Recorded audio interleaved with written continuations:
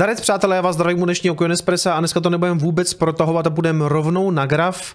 My jsme se vrátili zpátky na 44 000, cirka, ono to pořád kolem toho teďka tak osciluje, ale vlastně i tady na Decryptu zvládli vytvořit celý článek o tom, že po tom, co jsme se tak docela dost propadli o nějakých 10%, tak jsme se vlastně vrátili zpátky na nějakých 44 000, tam teďka teda sedíme.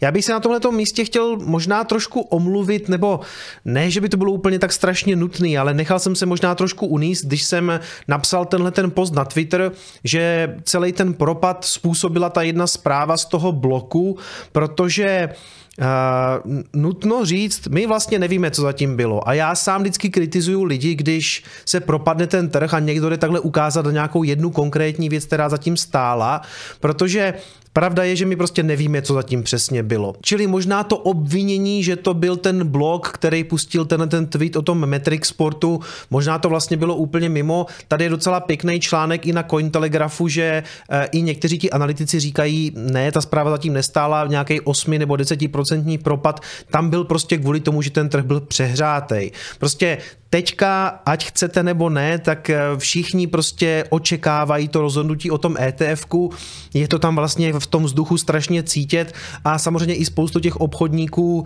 na to sází, otvírá tam longy a na ty longy ještě navíc dává páky a u Bitcoinu, nebo Bitcoin je známý tím, že je vlastně notoricky přepákovaný, protože tam nejsou dvojnásobný, trojnásobný, ale i třeba desetinásobný a na některých burzách třeba i 100násobný páky, takže tak, jak tady píšu v tom článku, nic nejde nahoru pořád. My jsme si možná trošku odvykli od toho, že ten Bitcoin se propadá a docela často a docela hodně. Konec konců historicky jsou na něm prostě korekce i v bull marketech 30-40%. A to my jsme tady nezažili poslední rok. Jo? My jsme neměli takovej propad. Když se podíváte na ten graf, tak za poslední rok je tam největší propad, myslím, o nějakých 20-25%. Takže teď, když jsme nějakou dobu rostli, tak je v celku logický, že sem tam nějakou korekci třeba o těch 10-11% prostě budeme mít. Jo? A tady The Wolf of Wall Street vlastně psal, ne, nebylo to tady tímto, nesnažte se ukázat na jeden konkrétní důvod, prostě byl to leverage flush, vypláchnutí těch přepákovaných bláznů, kteří to tam obchodují a v podstatě říká, ano, někdo tam zhrábnul nějakou likviditu, protože prostě to bylo překoupený, bylo tam strašně moc těch longových pozic a ona potom přijde nějaká ta velryba a té situace využije. A jestli k tomu potom pomohla jako rozbuška ten jeden konkrétní článek, to je sice možný, ale na druhou stranu prostě je to víceméně v rukách těch obchodníků. Prostě, abych vám to vysvětlil na tom grafu a bude vám to vysvětlovat někdo, kdo neobchoduje, takže to berte hodně s rezervou, ale v podstatě tady, když máte nějaké očekávání, že to dál poroste, tak tam prostě spousta lidí tady někde otvírá nějaký pozice a v podstatě spekuluje na to, že ten trh půjde takhle dál někam nahoru. Jo? To znamená, napákuje to krát, dvakrát, třikrát, 10, teď ono to tam jako nějak jde, pak tam přijde nějaká ta velryba, která prostě ví, že tam spousta lidí má nastavený nějaký stop lossy tady nebo tady.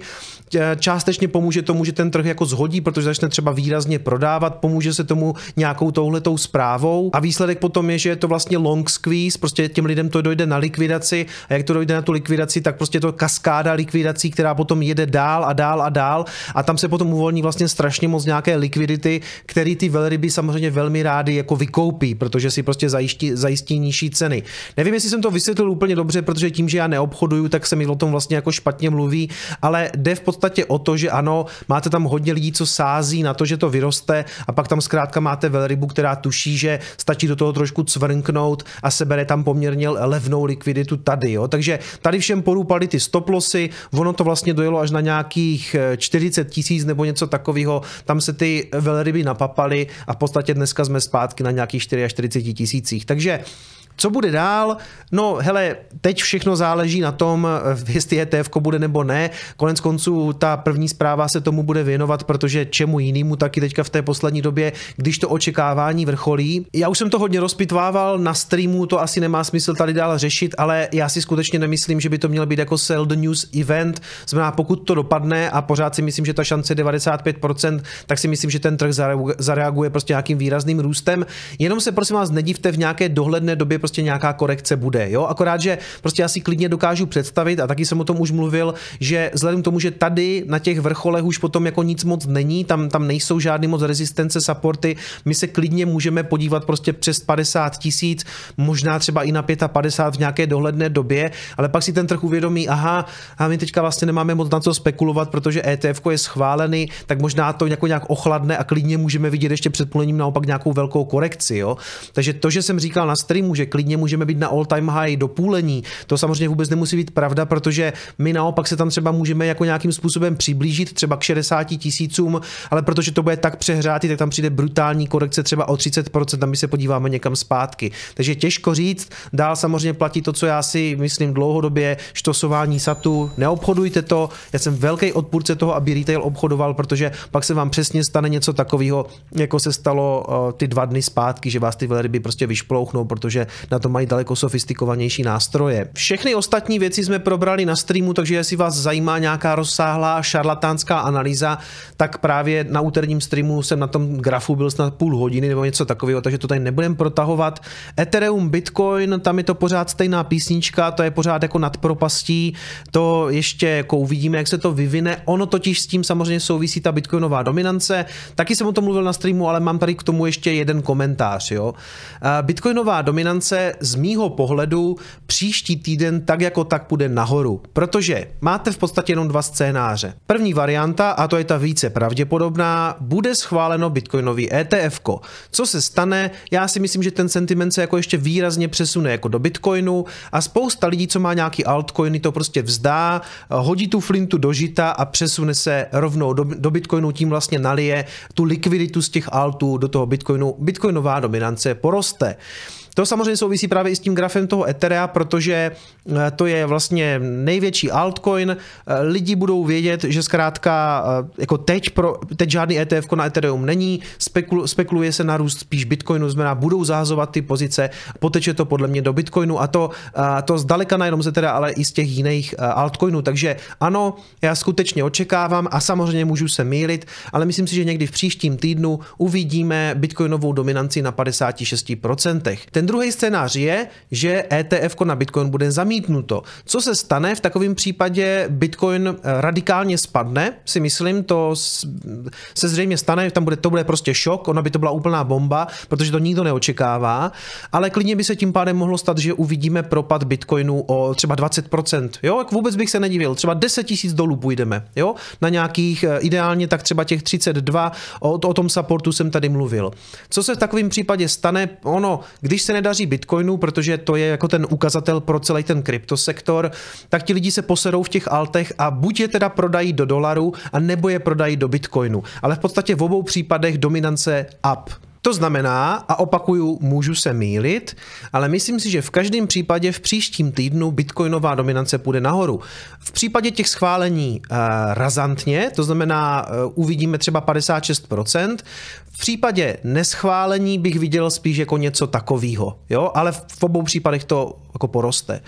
Věnujme prosím teďka tichou vzpomínku všem, kteří pořád ještě drží nějaký altcoiny. Děkuju. Pojďme dál.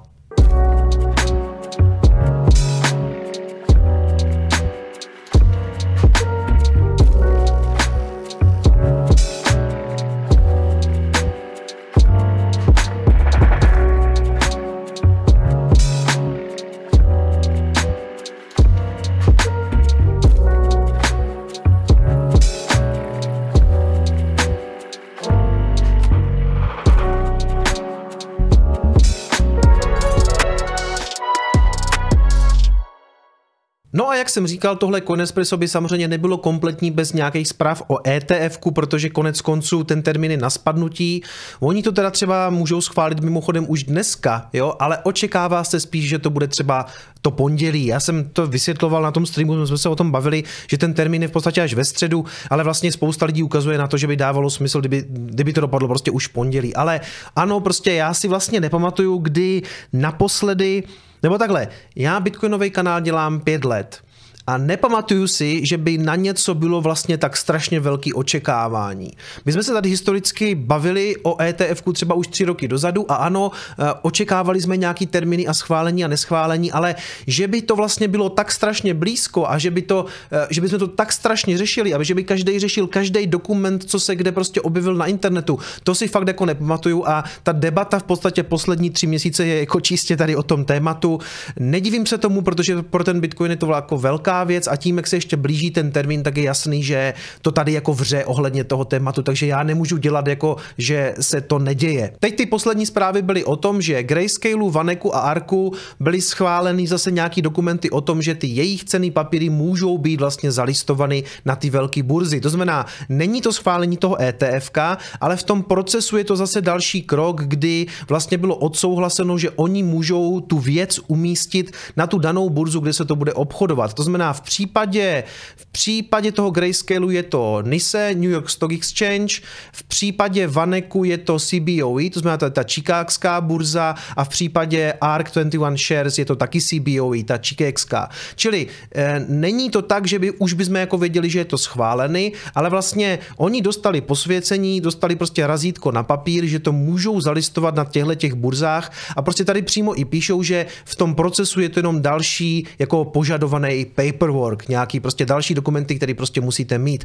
Ale jak kdyby všechno to směřuje k tomu, nebo je to dobrý signál, že ten proces se zase o něco posunul a že to schválení je skutečně na spadnutí, že je to za rohem. A mimochodem den předtím vyšlo najevo, že stejný dokument má schválený i Fidelity, takže ti mají taky to posvěcení. Navíc jeden nejmenovaný zdroj Fox Business říká, že vlastně regulátor SEC se mezi tím potkal i se zástupcema těch burz, kde se to bude obchodovat s Nasdaqem, CBOE a New York Stock Exchange NYSE, ale to mám pocit, že už jsme řešili na streamu. Mezi tím, aby to bylo ještě zajímavější, tak takový účty na Twitteru, jako třeba Anthony Scaramucci, který je vlastně známý, řekněme jako Wall Street Insider, napsal jenom "It's done", jako je hotovo.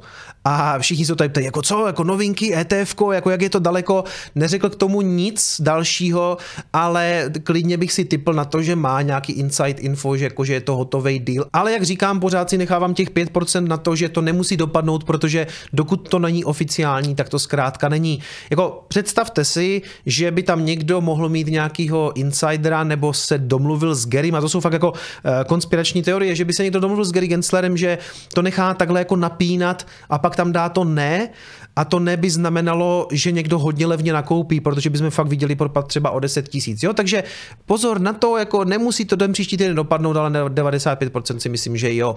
Mimochodem, tady vyšel na Decryptu zajímavý článek o tom, že spousta finančních poradců je pořád ještě velmi skeptická o tom, že to ETF bude schválený letos. 39% těch dotázaných finančních poradců z těch 437 řekla, že si myslí, že to ETF bude letos. To ale znamená, že nějakých 6 z 10 si myslí, že to letos nebude.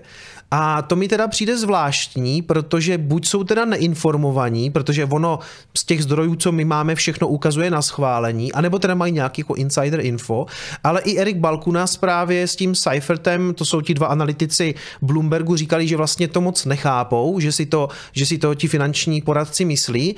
Nicméně samozřejmě mají na to právo, prostě jsou možná obecně skeptičtí, těžko říct, ale prostě jenom, jak říkám, 4 z 10 si myslí, že to bude teda letos.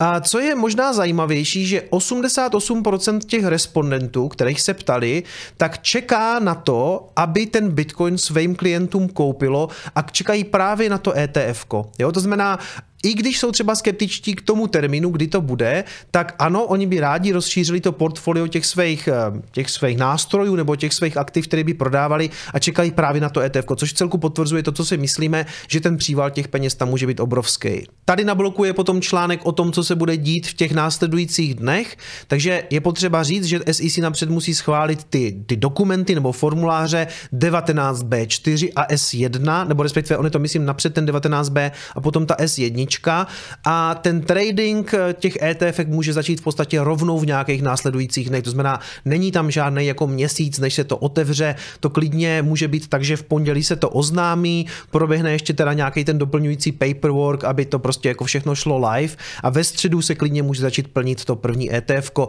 Oni údajně ty firmy vlastně ten seeding, to iniciální nalití těma bitcoinama už mají v podstatě hotový, takže to potom uvidíme, jak se to rozehraje ten příští týden. Erik Balkunas to komentoval tak, že SEC teďka dává nějaký finální komentáře v podstatě jako v tuhle chvíli, pak si ti žadatelé doplní ten finální dokument 19B4 a S1 a potom v podstatě je hotovo. A říká tady, že si myslí, že jsme tak blízko k tomu, jakože je hotovo, jak jsme historicky vlastně byli, nebo nebyli. No to je jedno, prostě, hele, pravda je, že když jsme tady řešili ty ETFka historicky, třeba před 3 rokama, tak prostě opravdu jsme tady neřešili takovýhle detaily, ta SEC vůbec nekomunikovala s nikým, to bylo prostě, že se čekalo a přišlo zamítnutí, respektive čekalo, přišel delay, potom přišel druhý delay, pak přišlo zamítnutí. Nikdo neřešil žádný 19B4 dokumenty S1, že mezi tím komunikujou s burzama a tak dále. I když tady zase, abych to trochu jako ochladil to očekávání, James Angel, profesor Georgetown University, říká, že SEC má pořád ještě řadu cest na to, jak to zpomalit, ten proces. A to v podstatě tak, že by na to nedali to zamítnutí, ale že by za těma žadatelema přišli a řekli, hele, kluci, jako dobrý, jenom prostě to ještě není úplně hotový, nebo potřebujeme tam doplnit tohle a tohle a teď to prostě v tom termínu nestíháme. Takže abyste tam nedostali to rejection, což by vypadalo blbě, tak vy to teďka stáhnete tu žádost a řeknete, že jste ji vlastně jako podávat nechtěli, doplníte si tam nějaký další údaje a ten proces pojede znovu. Jo? To znamená, nepřišel by tam reject, ale od těch samotných žadatelů by přišlo vlastně stažení té žádosti a jelo by to znovu, protože je tam pořád třeba ještě taková šance, že ten ARK má být příští týden, toho 10. Ale ten BlackRock a Fidelity to vychází na březen, marec. To znamená, že třeba by mohli teďka říct tomu ARKu, jako, hele, my to chceme potom schválit až v tom březnu, teď je to moc narychlo, rozumíte, 10. ledna, sice jsme měli nějaký čas, ale ještě to není úplně hotový, tak si to stáhněte, doplňte tam tohle a tohle, podejte si to znovu a my vám to schválíme v březnu s těma ostatníma, jo, takže já jenom chci říct, kdyby to příští týden nedopadlo, tak je pořád docela hodně možný, že to dopadne v tom březnu, jo, ale jak říkám, myslím si, že na 95% to dopadne příští týden. Tohle je spíš takový doplnění od toho profesora, jako asi to chtěl taky trošku schladit, jo, takže no stres, jako pro nás hodlery se stejně nic nemění, my to neobchodujeme, jenom to držíme, přikládáme si tam, neděláme žádný nesmyslný longování ani shortování, protože pak nás stejně by z toho vyhnali ty velryby a přišli bychom o nějaký satoshi, což stejně nechceme, takže opatrně, já bych to vůbec nijak neobchodoval, počkejme si do příštího týdne, jenom říkám, pořád je tam nějaká 5% šance, že to nedopadne. Pojďme dál. No a já jsem vám slíbil na streamu, že to, co jsme tam nestihli, to jsou tady ty kryptoteze od Messary, že si to vlastně zhrneme tady v Coinespressu. Takže já jsem šel přímo na ten dokument a stáhl jsem si ho, musel jsem se registrovat na Messary, což konec konců klidně můžete udělat taky, oni chtějí v podstatě jenom e-mail, tam jde o to, že vám potom budou asi posílat nějaký newslettery, ze kterých se pak můžete odhlásit, ale já vidím, že vlastně ta webovka, já vám zkusím dát ten link přímo do popisku, možná se půjde prokliknout přímo na to i bez té registrace, já jsem teďka upřímně nejsem jistý. Každopádně, Messary je uznávaná analytická společnost, která dělá výzkum v kryptu obecně, čili nejenom v Bitcoinu, a vlastně vydali ten dokument o tom, jako jaký jsou ty kryptoteze pro rok 2024. Rovnou říkám, že je to hodně altcoinový, lomeno shitcoinový, ale samotného mě vlastně zajímalo, co v takovém dokumentu můžete najít. Ten problém těchto dokumentů je, že tam v podstatě každý rok můžete najít něco jiného. Jo? To je takový to, že oni přeskakují z projektu na projekt. Já si ani nemyslím, že je to vlastně investování, to je spekulování, protože když si ten dokument najdete z jiných let, tak je tam prostě něco o Solaně, předtím je tam něco o Polkadotu, předtím je tam něco o Cardanu, příští rok to tam prostě nenajdete, jo? Takže většinou je to tak, že ti lidi prostě naskáčou do nějakého projektu, který pak jako stejně je neúspěšný, a já si o tom myslím svoje, já si prostě myslím, že nejlepší je být v Bitcoinu, ale jako zajímalo mě, co tam píšou, takže my se to tady jenom jako ve stručnosti projdeme, tam jsou nějaký investiční trendy, je tam nejlepších 10 10 lidí,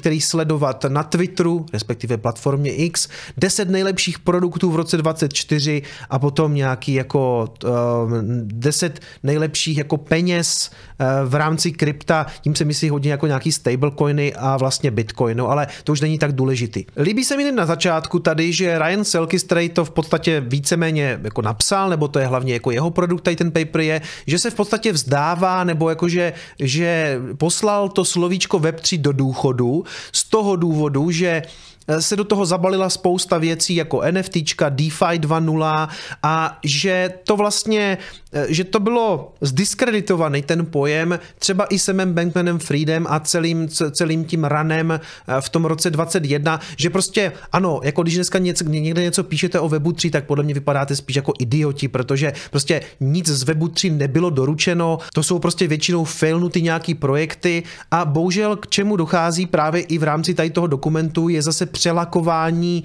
všech těch stejných věcí na nějaký jako nový názvy, jo, takže kromě toho, že jsme měli DeFi, tak on tady teďka píše o tom, že budeme mít DePIN a DeSoc a já nevím co všechno, ještě se k tomu dostanem. Ten první narrativ, co tady má, je Bitcoin a digitální zlato, což je podle mě v podstatě to jediný relevantní z toho dokumentu a s čím jako souhlasím a proto to má mimochodem, protože je to ta hlavní myšlenka podle mě, nebo to nejdůležitější, tak to má na prvním místě, prostě Bitcoin je pořád král a potom, co se stalo po covidu a potom zvyšování sazeb a to následným snižování, který nás teďka čeká, tak prostě Bitcoin je král a je to vidět samozřejmě i teďka, co se týče toho světového zájmu o ty ETFka. Naopak právě druhou zmínku, co tady má o Ethereum, tady má právě napsaný, že Ethereum má jako problémy, nebo jsem si hledal, co znamená i straddled, to v podstatě znamená, že Ethereum je jako rozkročeno, jo, úplně přesně nerozumím, jako co tím myslí, ale jako je to tady v negativním kontextu.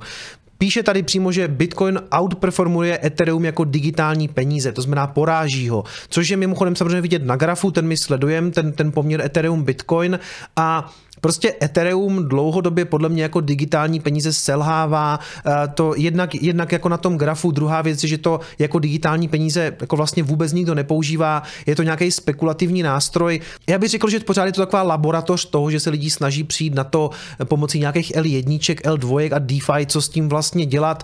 Ten narrativ toho, že je to nějaký světový superpočítač, já pořád vlastně nevím, co to znamená, jo. A já říkám to jako někdo, do tomu vlastně fandil, já jsem měl dlouho Ethereum ve svém portfoliu, když se díváte na první moje videa, tak jako já jsem byl otevřený těm myšlenkám, ale prostě ne, za mě ne, za mě je to vlastně jako celkově selhání ten projekt a teď ještě druhá věc je, že i on vlastně tady uznává, že to má nějaký problémy, vlastně v následujících potom částech toho dokumentu hodně fandí Solaně a nejvtipnější je, že jednou se klidně může stát, že třeba ta Solana nebo jiný projekt prostě flipne to Ethereum, to znamená dojde k tomu flippingu pod tím Bitcoinem a to je v podstatě to, co jako říkají maximalisti, že nám je v celku jedno, co se děje pod tím Bitcoinem, takže to by bylo jako úplně asi nejvtipnější. On tady v podstatě přirovnává Ethereum k tomu, že investice do Ethera spíš vypadá jako investice třeba do Vizy nebo do JP Morganu, než že by to byl nějaký Google nebo Microsoft, jo, nebo nějaká komodita typu zlato.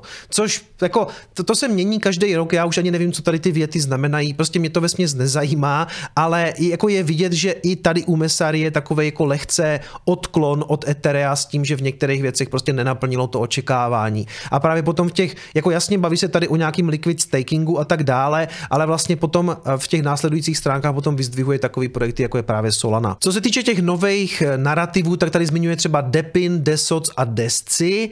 Už jsem o tom taky dřív slyšel. DePIN je, to tady někde píše, Physical Infrastructure Networks, to znamená nějaký decentralizovaný fyzicky síťový infrastruktury, ať už to znamená cokoliv, decentralizovaný sociální média, to se taky slibuje od roku 2017, že budeme mít jako sociální sítě, které budou decentralizovaný, nevím, no, jako to třeba teďka do jisté míry plní jako Nostr, úplně nevím, jaký je o to zájem, moc to nesleduju, nemyslím si, že by potom byla nějaká jako super poptávka vlastně u uživatelů, to si myslím, že je největší problém a teďka ještě i decentralizovaná věda, to znamená decentralized science. nevím, no, jako. Pak tady máte zajímavý přehled lidí, který třeba sledovat na Twitteru, tak to si můžete tady přečíst a konec konců si tyhle ty lidi dát jim follow. Larryho Finka z BlackRocku, Cathy Wood, oba dva sleduju, senátorka Warrenová jako zástupce těch jako těch negativních hlasů, Elona Muska, Nicka Cartera. To jsou spíš takový typy, to si sami můžete říct, jako kdo pro vás má smysl, abyste ho sledovali. Ale mně vlastně přijde nejzajímavější ta třetí část, teda začíná někde na straně 43 a tady jsou nějaký, že jo, ty killer appky pro blockchain, což teda samozřejmě víme, že je Bitcoin. Nicméně začíná to třeba tady, a to mě docela překvapilo, USDT na Tronu. Jo, to znamená, všimněte si mimochodem, teďka nikdo neřeší ten problém Tetheru, Tether je úplně pryč, teď se řeší ETFK. A mimochodem tohleto pro mě je takovej trošku strašák, protože jednak USDT, o tom jsme tady toho nakecali dost, ale jako nejhorší na tom je, že to jede na Tronu, což je víceméně síť jednoho muže, Justina Sana, a jako tohleto výhledově může být problém, protože vlastně nejvíce aktuálně, USDT je největší stablecoin a jede na nejpodivnější síti, na Tronu, jo, a on to tady vyzdvihuje jako jeden z nejzajímavějších projektů, ale já osobně bych si na to dával pozor. Ale pravda, jako že v tom ekosystému toho krypta to plní poměrně jako velkou roli, konec konců i Confirmo přesto jako setluje velký objemy právě díky tomu, že je to stablecoin. Tady potom zmiňují třeba Base, což je vlastně něco jako ta smart contract platforma, kterou vyvinulo Coinbase. Všimněte si, to je přesně ono, že vlastně každý rok v tomhletom dokumentu budete mít něco jiného a vy pak do něčeho zainvestujete a zjistíte, že za rok už to není relevantní. To není ten způsob, jak já chci investovat, jo, nebo kde chci mít uložený peníze. Jako ten Bitcoin je něco, co já, když prostě mě tady teďka sejme auto, já budu v limbu, za 10 let se probudím, ten Bitcoin tady pořád bude, si myslím. Ale v tomhletom dokumentu nebude Base příští rok a je otázka, jestli Base někdo na něco bude používat, jo. A to platí i prostě pro tyhle ty projekty jako Celestia.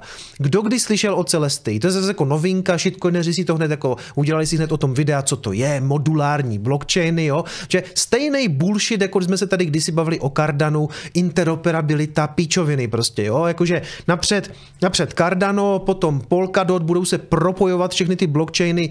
Who gives a shit? Jako nikoho to nezajímá, jako nic na tom nejede, prostě je to všechno úplně k ničemu a teď teda tu máme jako Celestii, takže všichni budou točit videa na Celestii a budou se o tom vydávat jako sáhodlouhý vlákna na Twitteru, na co to vlastně je. Já vám to řeknu už teďka, je to na hovno, jdeme dál. Ještě zas toxic díl, to bude nekoukatelný.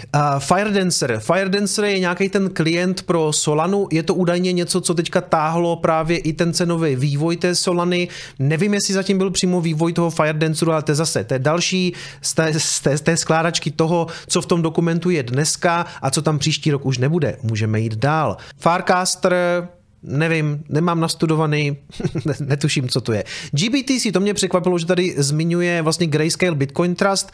Ten byl vlastně zajímavý podle mě hlavně z toho důvodu, že on jednu dobu měl vlastně obrovskou slevu, že to prémium bylo minus 45%, takže jste měli skoro poloviční vlastně slevu na to vstoupit do GBTC a já teda tady musím připomenout, protože to je něco, co se mi teda po haluzi povedlo, že někdy ten minulý rok jsem měl ten zbytek na tom svým FIO účtu, tam, že napřed jsem tam měl tu Teslu, tu jsem prodal, pak jsem si koupil, co to bylo, Virgin Galactic, ten udělal dvojnásobek, tak jsem z toho zase něco vykešoval, vlastně půlku jsem z toho vykešoval a tu půlku jsem viděl, jak jsem v podstatě odepsal, protože to šlo úplně do háje. A když jsem tam měl posledních nějakých 15,5 tisíce nebo 16 tisíc, tak jsem si říkal, OK, tak kdy jindy, to už jsou takový peníze, že to nemá smysl vytahovat.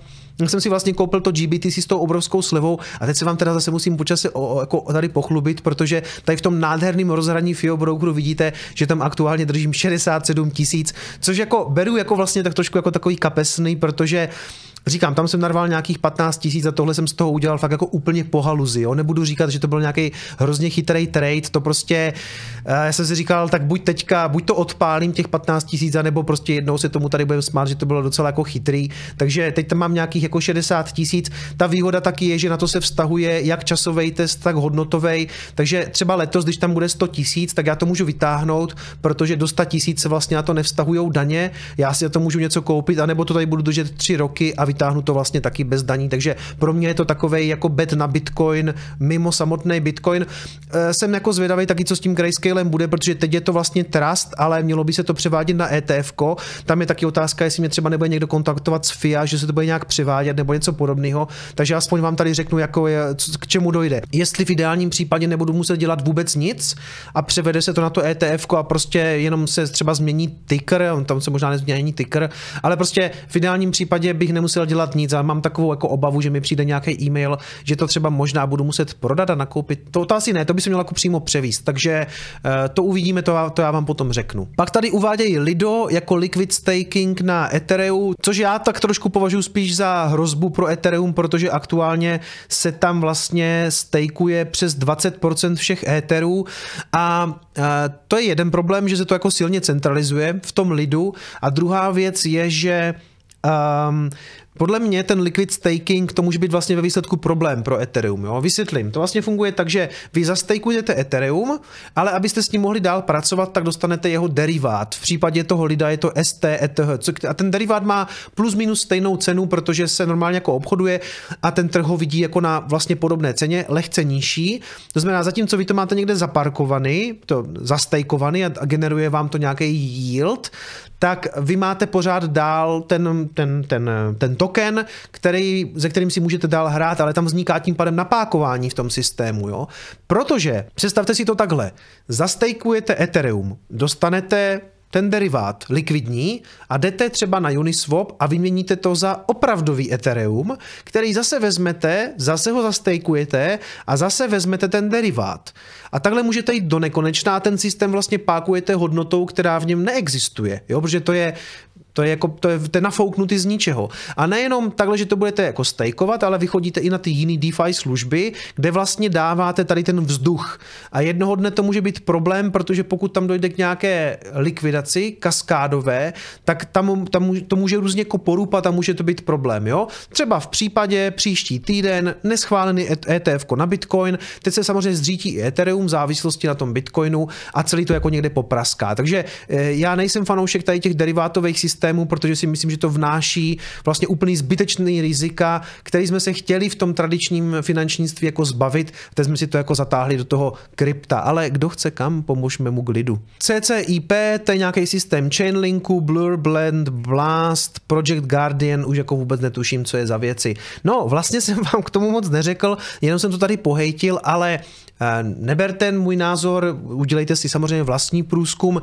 Já si pořád o tom myslím, že ač Messari patří mezi jako ty lepší analytiky, tak pro ně je to prostě o tom, že tady se vezmou teďka nějaký peníze, zainvestujou se sem a příští rok se tahají někam jinam, což jako může být dobře, tak je to jako nějaký, podle mě to není investování, je to spíš spekulování, jako kam se mnou půjde hodně lidí, kde na tom udělám peníze, pak přeskočím někam jinam. Prostě pro mě to není něco, co já sleduju. Mě to nezajímá, já vím, že když teďka prostě si naštosuju nějaký saty, tak je tam příští rok najdu a že z největší pravděpodobností budou mít i vyšší cenu, třeba v horizontu pár let. Jo? Takže tady to přeskakování z projektu na projekt, to stejně potom ve výsledku vypadá tak, že vy si musíte udělat nějaký široký portfolio, dáte něco tady, teď tohle to zhoří, tohle to vám něco vydělá, ve výsledku jste možná trošku něco jako vydělali, ale musíte to úplně extrémně sledovat a ve výsledku vyděláte třeba o 5% víc než nějaký hodler a protože nikdy nemáte dost, tak potom jdete, do něčeho to nasypete a pak to úplně odpálíte a máte nulu. Prostě pro mě to, já vím, že ten můj přístup k tomu Bitcoinu je možná hodně konzervativní, ale já se prakticky jako nemůžu spálit, pokud Bitcoin jako projekt neselže, což si nemyslím. Takže my můžeme jít na poslední téma. No a poslední téma je takové odlehčené, lehce takový kryptobizárek, respektive navazuju na takový téma kryptobizáru, který jsme tady už řešili, a to, že Logan Paul se po čase teda konečně rozhodl, že od těch obětí, od těch svých fanoušků bude vykupovat ty bezcenný NFTčka, protože jestli si pamatujete, já jsem tady mluvil o projektu CryptoZoo, což byl jeho projekt, kdy on několikrát jako vyloženě lhal a řekl, že to je skvělý, že to hraje, že ho to baví, což samozřejmě nebyla pravda, protože protože ten projekt vůbec neexistoval. Oni vyvíjeli s nějakým týmem, on ten tým ve výsledku pojebal i jeho, protože nic nedoručili, ale vlastně bylo to tak, že do neexistující hry začali prodávat ty NFTčka, ty kryptozů nesmysly, takže spousta lidí nakoupila s vidinou toho, že to dělá jejich oblíbená hvězda, což moc nechápu, protože já si myslím, že to pěkný hajzl a jeho bratr taky a vlastně většina jejich posluhovačů. Takže spousta lidí nakoupila s tou vidinou toho, že to je prostě jako legitimní projekt, různý NFTčka. Potom si to hodně vzal na paškál můj oblíbený youtuber Coffeezilla, který na to udělal vlastně sérii. To jsou myslím celkem 3 videa, kde to hodně rozebírá a hodně se do toho logina pouštěl.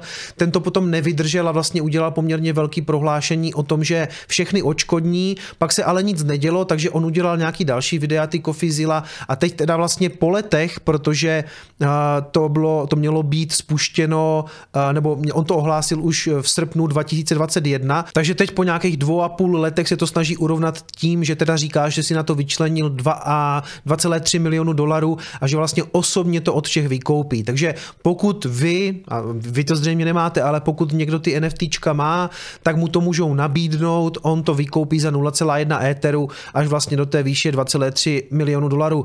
Což je asi docela dobrá zpráva pro lidi, kteří si to koupili, i když já mám takový pocit, že na tom ti lidi ve výsledku propálili daleko víc. Samozřejmě tam se spekulovalo, lidi si to prodávali navzájem, to už je potom jako jejich věc, ale on teda uvedl, že i on sám je že je zklamaný z toho, že ta hra nebyla doručená a že se vlastně omlouvá a že navíc jako podává jako proti žalobu ještě na ty developery té hry. Já to od něho úplně neberu, protože on prostě v mnoha případech lhal. On říkal, že je to skvělý ta hra, že to hraje, že to bude pecka, nikdy nic nehrál, oni podle mě neměli ani žádný koncept. Oni to prostě nějak možná vyvíjeli, vydali hlavně ty NFTčka a kdyby se do toho nepustil ten Coffeezilla, tak nikoho ani neodškodnil. Jo? Takže to je jako skvělá práce takovýchhle nezávislých vlastně YouTubeři jsou takový jako noví novináři, že jo, do jisté míry u nás takovouhle pozici určitě vlastně plní Mikýř, Martin Mikiska, který teďka třeba vyjel proti těm scientologům a konec konců třeba jel i do Johna Mariánka, který taky jel v nějakých NFT skemech a to je vlastně jako velmi záslužná práce, já jsem rád, že to někdo dělá. Takže tím, že Coffeezilla se takhle do něho pustila, tihleti lidi, já mám hrozně rád lidí, kteří mají prostě ten morální kompas v pořádku. No a kdyby ten Coffeezilla to prostě neudělal, tak žádný odškodnění není. Teďka od Logana Paula vyšlo takový dlouhý prohlášení o tom, co se bude dít v těch následujících dnech, s tím, že vlastně vy se můžete přihlásit na tuhletu stránku, tam vlastně si claimnout to, že to NFTčko máte, on vám vyplatí ty peníze, takže aspoň něco. Já teda jsem ještě zvědavý i na reakci Coffeezilly, protože myslím, že nějaká bude a nejsem si jistý, jestli se z toho nesnaží jako trošku vykroutit, jestli skutečně ty 2,3 miliony na to budou stačit, ale jako je to lepší než nic, takže končíme vlastně na takové pozitivní notě. Přátelé, příští týden se na vás budu těšit na streamu s debatním deníkem s Timem Kožuchovem a zřejmě se tam dotkneme samozřejmě i tématu těch ETFek, protože prostě je to na spadnutí a možná v pondělí budeme moudřejší, možná už dneska, ale to si úplně nemyslím. Takže budu se těšit, co příští týden, asi to bude bouzlivý. Já doporučuji klid, já bych to neobchodoval, protože to může být prostě divočina. Dávejte na sebe pozor, bude to zřejmě volatilní týden. Mějte se hezky. Čau.